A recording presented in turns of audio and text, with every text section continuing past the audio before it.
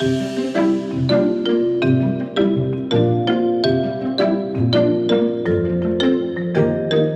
and you're very welcome to Transform, the Digital Government Podcast, and I'm Maeve Neefsey. This episode is part 2 of what I think is a gripping interview, and I think you'll agree with me, with Maria McCann, one of the key people involved in numerous digital government initiatives, but in particular the vaccination programme during COVID and also the Ukrainian refugee crisis. So When we last spoke, you were telling us, I was asking about how long was the gap between the work you were doing in crisis, really, to respond to people's needs in terms of vaccination during COVID, and then Ukraine. Putin invaded Ukraine, and now we're dealing with a whole lot of refugees. So you said that during that gap, you had a really restful time. You were getting your nails done. No, you weren't. You got COVID. So just fill us in on what happened then. And you know what? You're making me think, Maeve, as well. It's actually making me giggle. It's I kept telling my team the whole way through COVID, and then when we got into the Ukraine as well, I kept saying things will come back to normal. It will all go back to business as usual. We'll get there. And then eventually I just said to them, it's not going to happen. We ended up doing teamwork sessions on resilience to say, okay, let's look at our energy buckets. How do we all fill our energy buckets? Because it's not going to come back. What are energy buckets? Tell us about the energy buckets. Energy buckets. Okay, so I finished a leadership diploma in UCD Smurfit only there this year. And one of the courses was about basically resilience and your energy buckets. And what you have is every single human being has 4 energy buckets: your mental, your physical, your emotional, and your spiritual. And what you find is that you basically fill different ones at different times, but you're supposed to actually have them all at a different level. So we did like post-it note and brainstorming on what your energy buckets look like for mental. So mental for some may be listening to an audiobook, but that could be your spiritual one. That could actually help you feel really spiritually connected depending on what the book is. Emotionally, you could actually do something like sea swimming, but that could also be your physical energy bucket. So everyone has sort of different ones. And I found the whole way through COVID, I was quite aware of my energy and how I minded myself, like doing meditation. Sorry, just to go back, is the concept that if your energy buckets are filled up properly, that you feel better, or that you have more ability to keep going and be resilient? What's the purpose of the buckets? If you keep your buckets full to a certain level, like they don't have to be really full, and all of them will be up and down at different stages, but if you're aware of them, you're more resilient. You're more able to bounce back from any type of challenge or anything that comes your way. That's the point of the energy buckets. And I think through COVID, a lot of us helped ourselves and we minded ourselves. We had good food, we done exercise, I was doing meditation. And then when life sort of starts to come back to normal, you're like, I don't really need to concentrate on that stuff anymore, but you do. You need to be minding yourself sort of all the time. So my team and I done stuff around energy buckets and resilience to try and sort of say, life is never going to be business as usual normal. We think it's just changed forever. So how do we protect ourselves? How do we make it easier for ourselves? And after COVID, why did you feel you needed to do that with them? Because we kept thinking things were going to be okay. And then things like we had the COVID, then we supported with the cyber notifications as well. So my team were brought in to support with, of course, the identity around getting people's information to them around the cyber notification. And then came the Ukraine crisis as well. So the cyber notification was when there was a breach of information, right? And when did that hit? Oh my God, I'm trying to even think back. I think that might have been around, was that 2022 as well? I think it was around 2022. And you're still recovering from that, I presume, the HSE? Well, they had an amazing... My boss at the time, Joe Ryan, actually ran that. And he went and he worked with an entire team to get all the information out to the people that had been affected. So they worked really closely with quite a few different organisations and got their hands around that. And then the IT side of it were, again... like your heart would actually break for the guys in IT, because then they were then turned into trying to basically manage that and look at all the different systems that have been affected and then close all of that up as well and look at how they put in like resilience projects to actually make sure that doesn't happen again as well. So huge for the HSE IT side of things. The clinical staff were able to get access to information, and then all the patients had to be contacted that had their notifications. And do you think cybersecurity is just always going to be a huge problem, or what's your thoughts on it? I think it's going to be bigger and bigger and bigger. It's huge. It's huge for every single organisation. It's just the way the world is now. It's like if you're thinking about your kids and what kind of skill sets they need for the future, that's definitely one. But funny, I heard a lady who was a chief information security officer speak at an event. And she said to me that CISO, called them CISOs, basically means your career is so over. And I thought it was hilarious. And I was like, oh my God. And she goes, it's such a hard career because you're literally trying to protect against the inevitable. And no matter what happens, something is going to happen. It's just a really difficult position to be in. Yeah. And I suppose the temptation sometimes in organizations is to blame somebody rather than deal with the problem. Yes. Do you think that's still the way it is? Or do people kind of say, look, it's going to happen? I think people know that it's going to happen, but there is that probably fear working in that type of environment that you're always trying to make sure that you're covering all angles, which is really hard, really hard. Not the job to pick. No, not for me. But also there'll be lots of jobs. So educate yourself, but maybe not mentally. Exactly. Yeah. It may not be the mental one for your mental health. Yeah. Okay, so let's talk about the Ukrainian crisis. So what departments were involved in responding to the crisis? All government departments. Like we worked with the Department of Justice, we worked with Department of Social Protection, Department of Housing. We worked with multiple different departments to try and align our response from a government perspective to support the displaced persons coming into the country. Myself and my team very early on went down to City West, and that would have broke your heart. Tell us about that. Oh gosh, it was.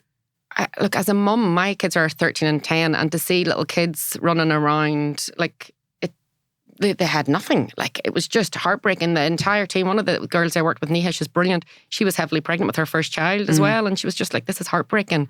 Looking at the kids, and the people there just trying to. I don't know, they must be in such post-traumatic stress. It was really horrendous. So from our perspective, we basically had a group of people, and this would happen quite a lot in HSE. So you would have the HSE staff, then you would have contractors and consultants coming in to support as well. And then you would usually have a technology organisation that's supporting with it as well. For us, it was ourselves in the HSE. We worked with Microsoft. And we had consultants from EY that were in supporting us then as well in the response to the crisis within Ukraine. But all of us, we brought a lot of the team with us to City West, and everyone then was on the same page as to how do we actually help. So in City West, you were actually being exposed then to the raw reality of these children and their families coming in. And absolutely. So they were resident there temporarily.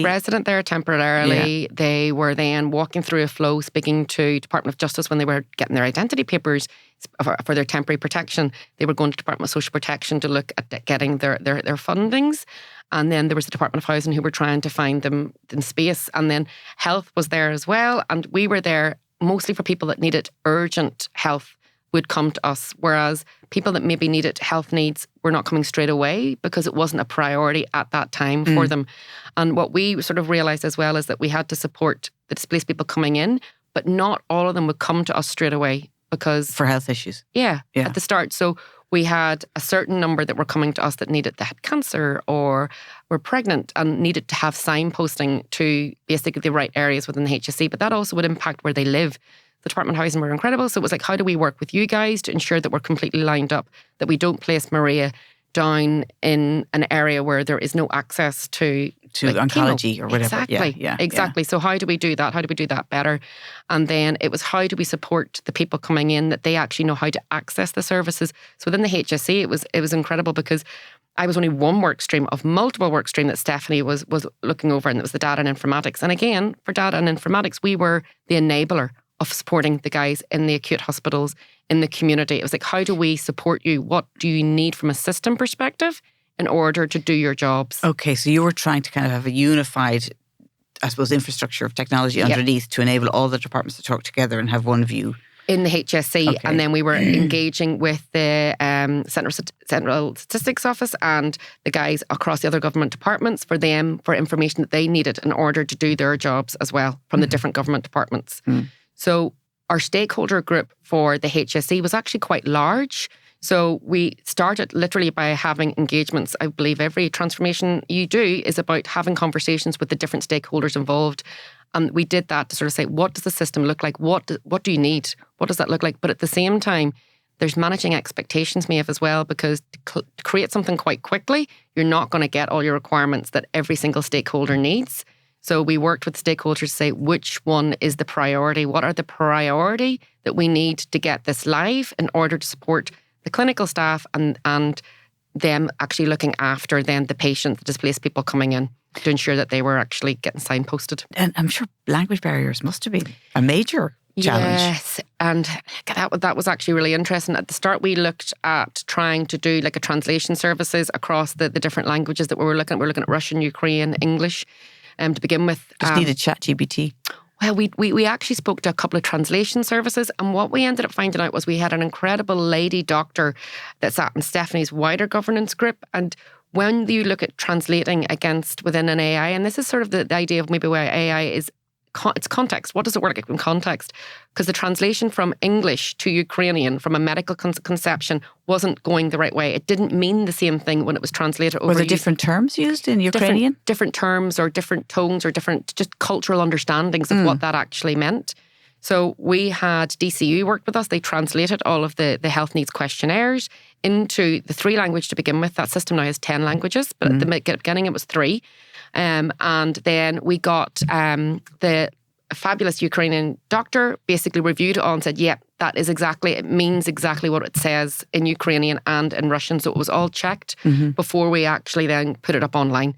And the really cool thing that we did, we actually won Crisis Technology Leader of the Year for that award. Yeah, it was great. And because the really cool thing is around that user-centered design, when the patient, the displaced person, Ukrainian patient, filled in their information, we sent that document to them into their email. So they had it in English and their chosen language, either Ukrainian or Russian, which meant when they actually then sat with an Irish clinician, they were able to both read off the same document because it was in both languages.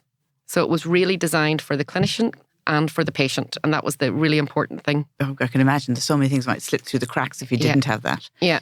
And in terms of, the biggest challenge of that period, what was very hard for you and your team, do you think? Probably a couple of things. I would say expectations of being able to maybe create something in a short time period that would be satisfying all stakeholders' needs. And that wasn't going to happen. Also, it was 3 different groups of people, HSE, contractor, consultants, and technology. And I have been a HSE person. I've been a fully formed HSE person. I was also a consultant and a contractor. So that melting pot of bringing in different people from different organizations, but getting everyone aligned to the one vision can be a challenge because each organization has its own priorities. Of course. That was something that we worked on as a team really, really well. Is that a nice way of saying it was really difficult? It was challenging. There was times that it was definitely challenging when we had amazing people from Microsoft that had global disaster recovery group that came together to spoke us, and they understood their technology fully and what it could do. And then there was us and the guys in EY who didn't understand it as well as they did. And then it was everyone trying to create things really, really quickly, and then frustrations maybe about everyone not being on the same page technically or from a business perspective. And it was like trying to just have those conversations, human conversations.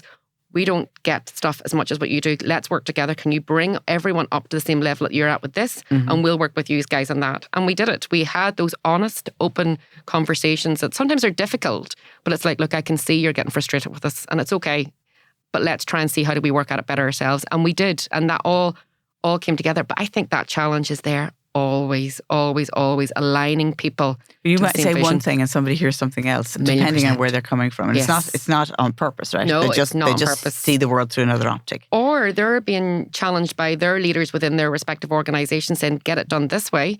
And then that's clashing with other people and what they need to do and not actually aligning to what the vision is. So it's getting everyone onto the same page. And the funny thing about IT and health is that there's so many acronyms. And one acronym can mean something to me and it can mean something completely different in your organisation. And my friend I spoke about earlier, Michelle Kearns, she says she remembers talking about IT with a clinician. She was must have been having a conversation for an hour. And then we realised that her acronym and my acronym were completely different things. And we were not on the same page at all. No, and it was just that, right, we need to start talking way more plain English and feeling okay to say... I don't know what that means. Exactly. Yeah. Exactly. And that was something with all of my teams. I would often be like, I don't understand what it is or how we're going to do it. Hands up, but let's do it together. And it just brings people into a psychologically safe environment where they feel that they're actually able to say, well, actually, I don't get that. Grant, that person gets that. Everyone has so many different skills. So if you can try and get everyone on the same page, then everyone's skills can accelerate and multiply what you're trying to do as well. Yeah, it's the logic, it's the reality of it can be difficult because as you say, people have different agendas. But I suppose that what you're saying is the human element is key. It's not actually technology. Always. It's everybody talking. Yeah. always, because like I think at the end of the day, everyone wants to deliver something really cool. They want to be part of delivering value to people. So technology is only how you do it. And that's why technology in any organisation, whether it's the HSE or any of the other organisations that we work with, in my new role in the Project Foundry, doesn't make any difference. It's only the technology. It's how do you actually build relationships, get people to actually talk about what they need and bring everyone onto the same page to be able to do it. Perfect segue. Okay. AI. Oh, wow. Yeah, okay. Yeah. So we're looking about the future. Yeah. And because you're no longer working with the HSE, and we'll ask you about what you're doing now, but you can be free to say things. So what do you think the future is for AI in the healthcare system in Ireland? What do you see coming down the track? I think it can be massively impactful if it's driven the same way as any transformation. AI is just another technology, but it needs to be driven by the clinicians.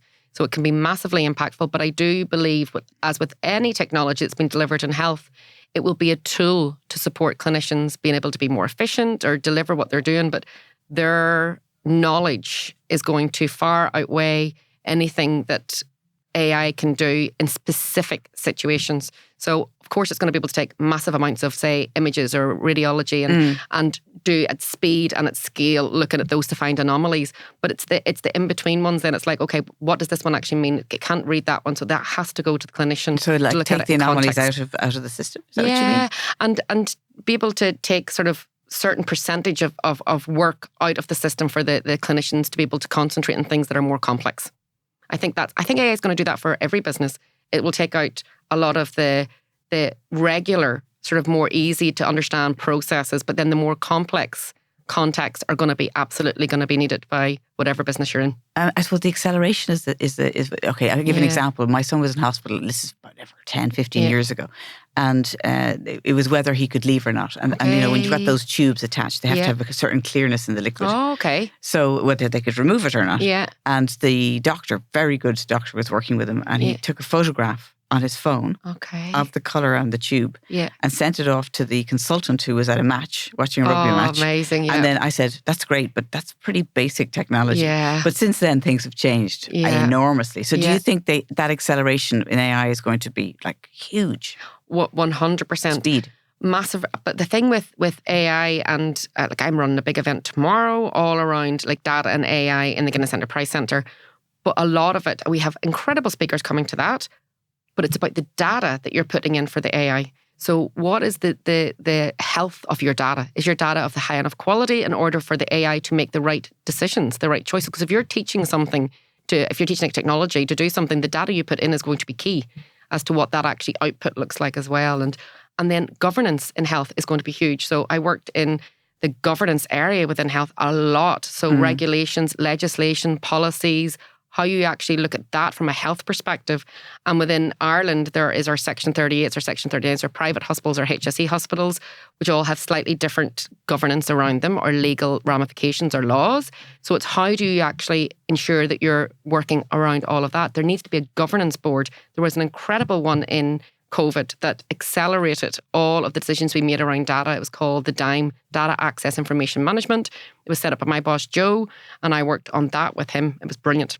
And that governance is key. Because I know governance can be seen sometimes, to stop things happening. Yeah. So there's ways you believe, do you think, that can accelerate a governance decision making? Because they had to during COVID. Yeah, and I am a complete convert for that now. Whenever COVID hit and I was looking at the legislation for the health identifiers legislation and looking at how it was set up and working with the solicitors and the lawyers to help us really look at that, governance scared me, like really openly. I was like, oh my God, we're like, there's all these different laws that we have to apply for, and does this law trump this law, and what does that actually look like? And we spent a lot of time really understanding what that looked like. And then that DIME group I found incredible. It was people across the HSE who had expertise in different areas, and it was never about smacking or anyone's hand. It was very much about, okay, how can we support you? And every time I went in, and on a weekly basis, I was going and saying, here's our challenge, here's the options we can look at, here's the risks of this options, and here's the mitigations.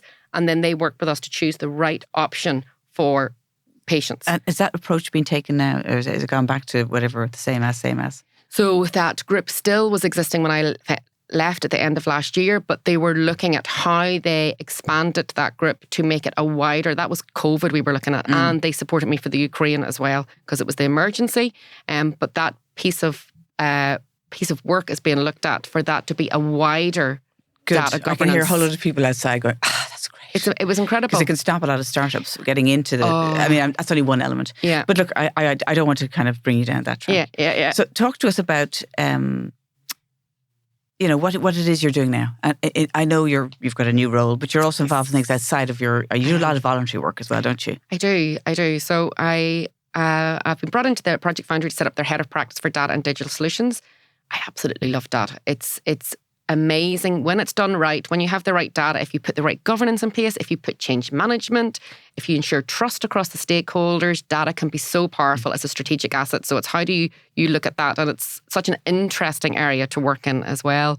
And I also sit on the board for Spun Out for probably the last 6 years. They're an incredible Irish charity, and they look at the mental, sexual, career health of our young people.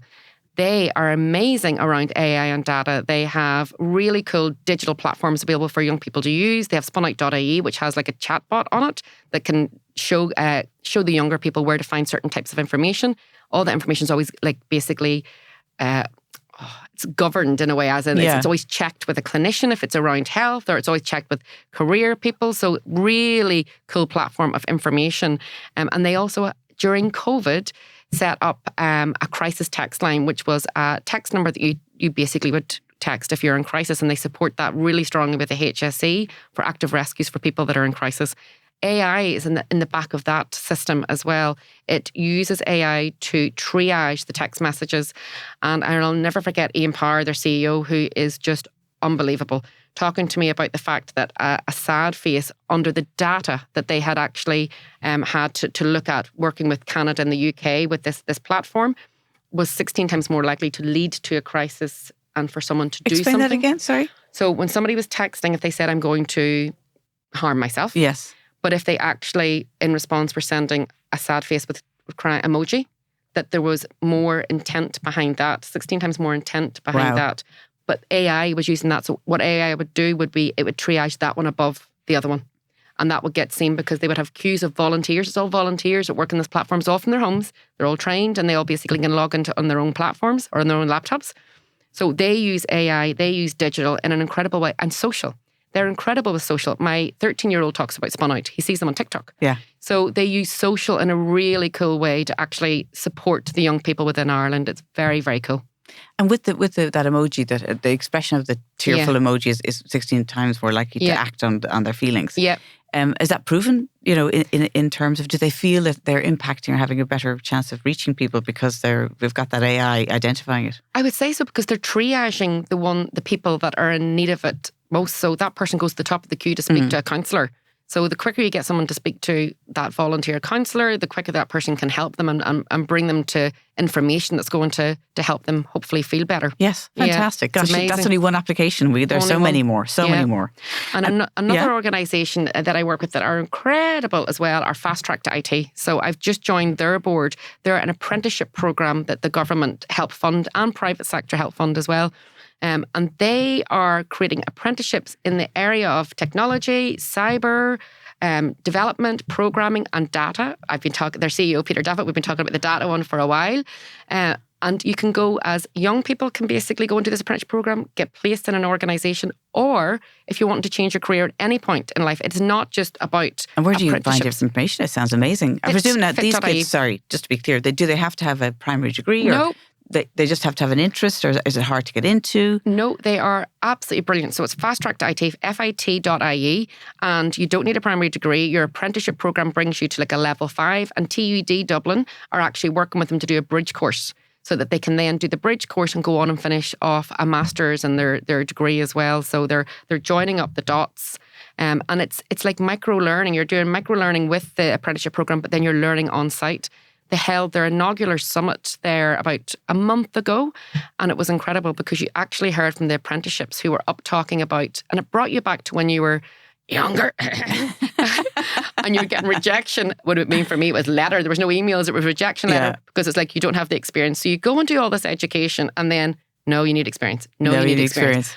And they spoke about that, and I spoke at it and talked about my career timeline and how it's not easy. It's not what Google tells you it is. It's very difficult. You navigate your life. The minute you leave education, formal education, your life is going to go ziggy-zaggy. Oh, but nobody tells you that. Nobody tells you. And it's harder now for kids, I think. Even. There's so many choices. Way harder. Yeah. But it's wonderful that this is, so it's basically experience apprenticeship. So you're going through it practically, which a lot of people would prefer to learn that way.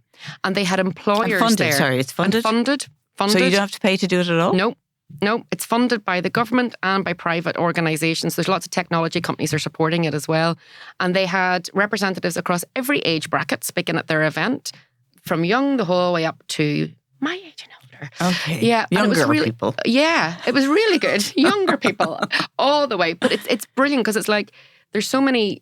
Look, there's a need for Ireland Inc. to have a wealth of these skills. So we can't put everyone through education. Education is different now. Micro-learning, people learning on the job, actually being able to give back and feel that they're delivering as they actually learn. It's not practical for some people. So the apprentices are like normal apprentices. They go and they get paid to be basically working and learning at the same time. And Ireland needs to really look at how do we upskill our skill sets as much as possible in order to keep ahead of this technological curve that we're in.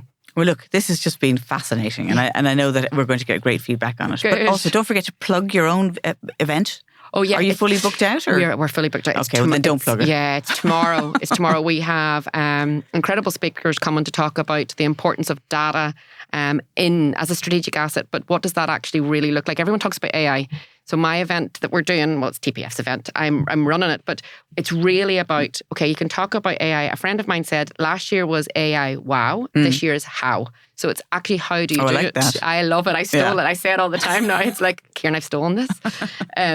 But it's like people keep talking about it, and expectations by C-suite and managements and CEOs is do this AI thing. Oh, yeah. But if your data is not right, you actually can't deliver on the AI. You could do worse, actually. You could do harm. You frankly. could do harm. Yeah. So you really need to look at the foundations. And that's my role is I'm a chief data officer. So chief data officer as a service, how do we actually look across the entire sort of framework, about 5 or 6 different pillars in order to set your business up for success within data.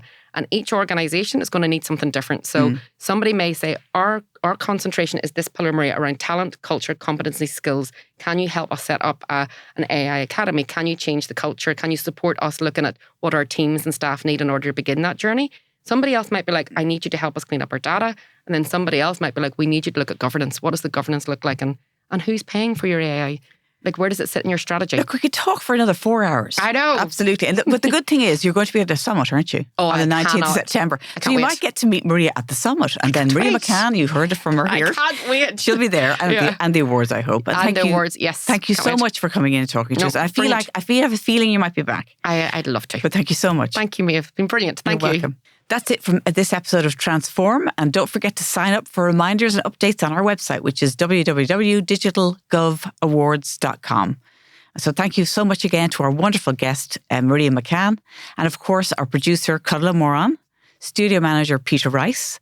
Our sound is Alison O'Dwyer, videographer, Julia Valkovich, and we're here in South Dublin Podcast Studios. Thank you so much.